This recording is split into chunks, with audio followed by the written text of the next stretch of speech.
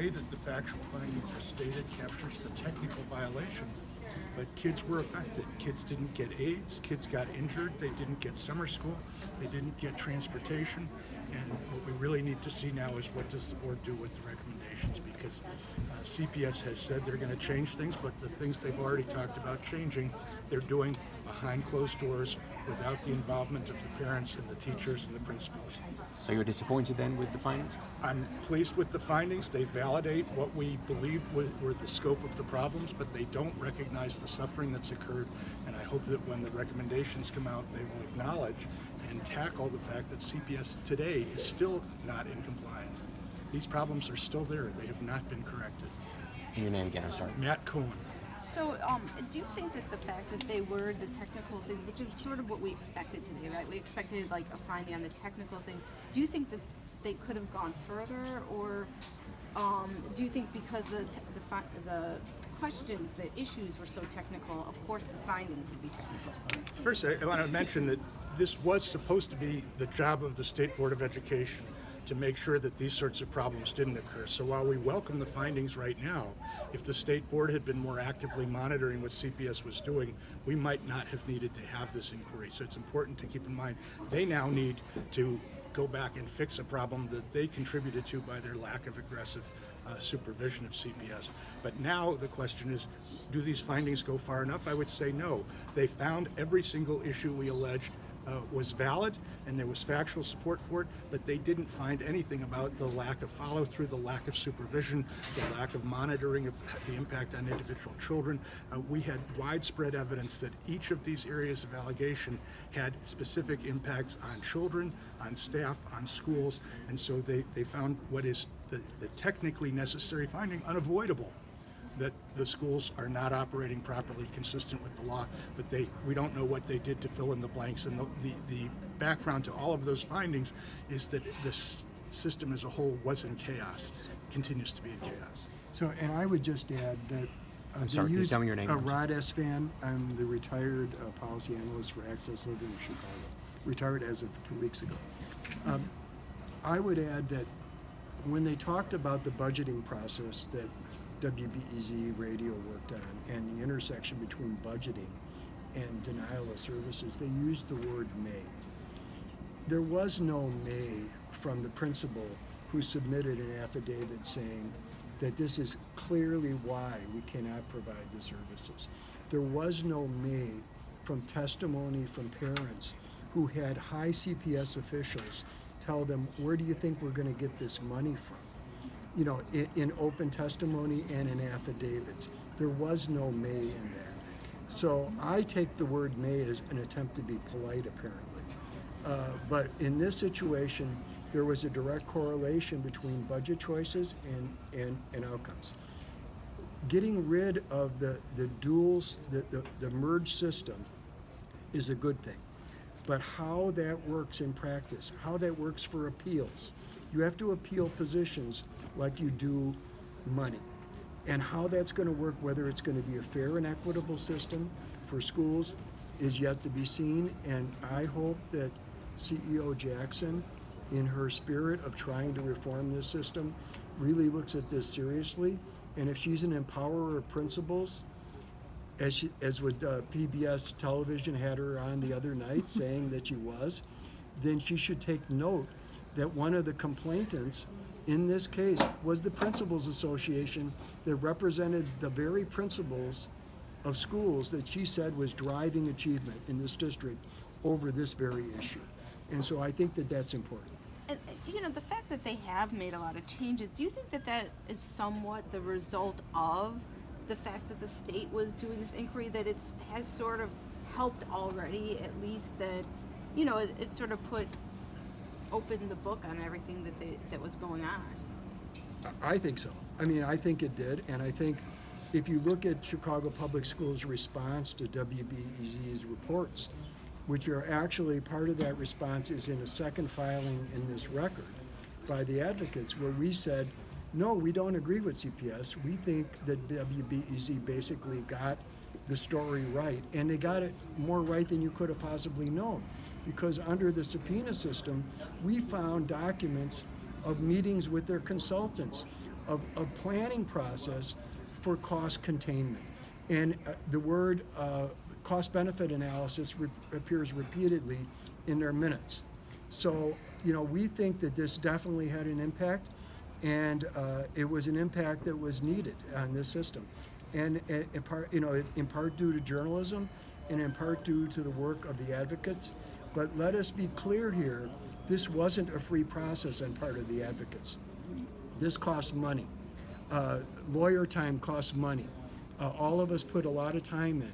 All the agencies had to do all of their work that they do for children, and in our case adults too, every day on top of this case.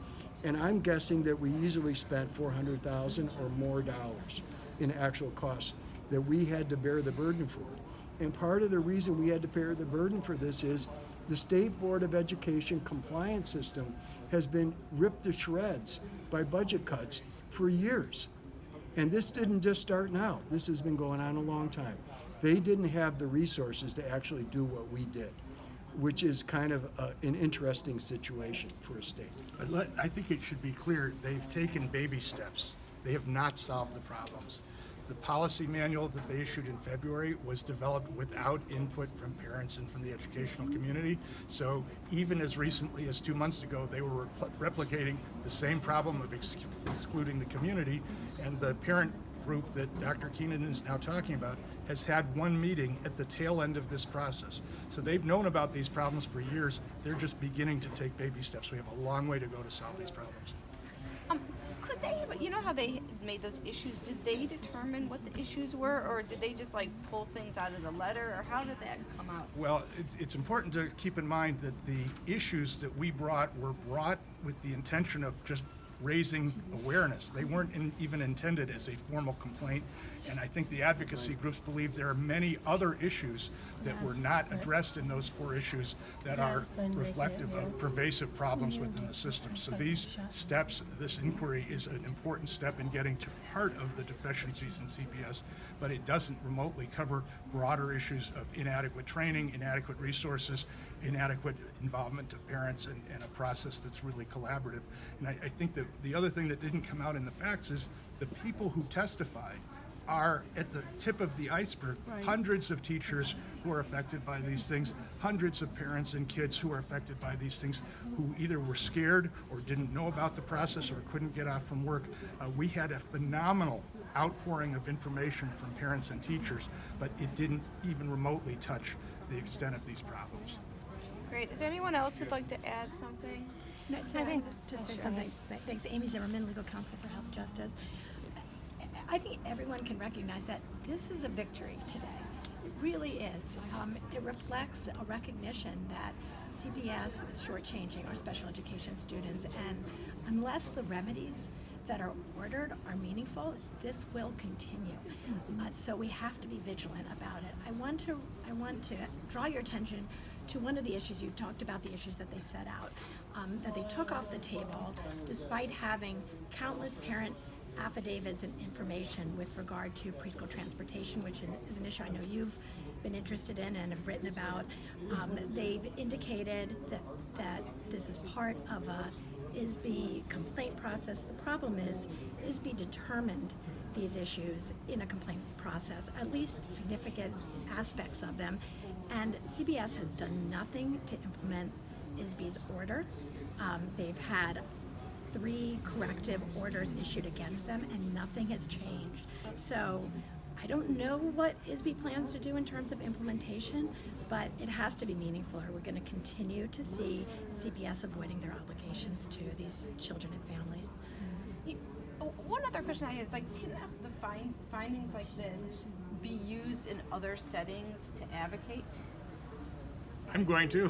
I think that parents throughout CPS now need to be aware of these findings and step up and identify the ways that their kids were denied services and bring this through state complaints and due process requests, and there may be other ways that it comes forward. But thousands of children were deprived of services, and we now have a state panel acknowledging that those children have losses that need to be remedied through compensatory services. And this isn't the only district in Illinois where there are problems. This is a problem some of these issues reappear in districts throughout Illinois, and it's going to be up to those families to organize themselves, to do something. Great. One other comment, Olga Privilege. I just want to say that I think through the testimony or information given today is minimize that parents would just sometimes need another opinion, but I think in fact parents, the delays for children for services, sometimes it was over a year, so that's why it's really important to have the compensatory education to make sure that these kids are made whole. Yeah, I'm wondering, what Ms. Jones will do, because she has said that she doesn't want to hurt the current students by making some financial demand. Yet $10 million is so small compared to a budget of $900 million. So. Yeah, I mean, our hope is that the kids will be made whole, because it wasn't just one other meeting, it was long delays and not getting services that were needed. And it's still going on. A bunch of teachers are saying behind me, it's still going on this morning. There are still blocks in the system, and it's really does not do justice for our kids and leaves them at risk for failing. When you say that, are you talking about the current system, or are you talking about the findings? Just to clarify. Both. Okay. All right. Right.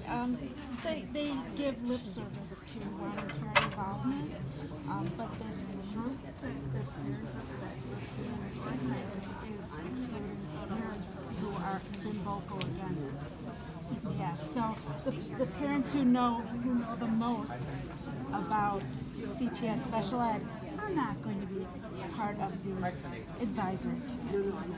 It's kind of crazy. So I Yes. spoke with you, what is it, a year ago or a year and a half now, about the procedural manual and paraprofessionals. And in fall, I went to the Board of Education and asked Ms. Keenan and CPS to start a parent advisory council. I met with Ms. Keenan in September.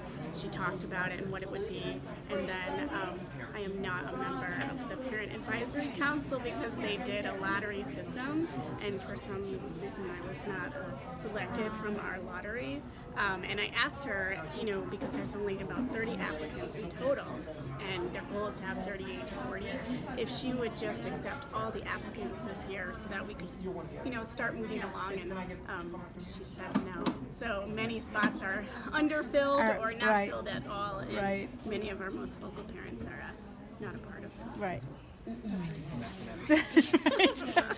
And due process is not going to do anything. We went through due process. We won. We had an overwhelmingly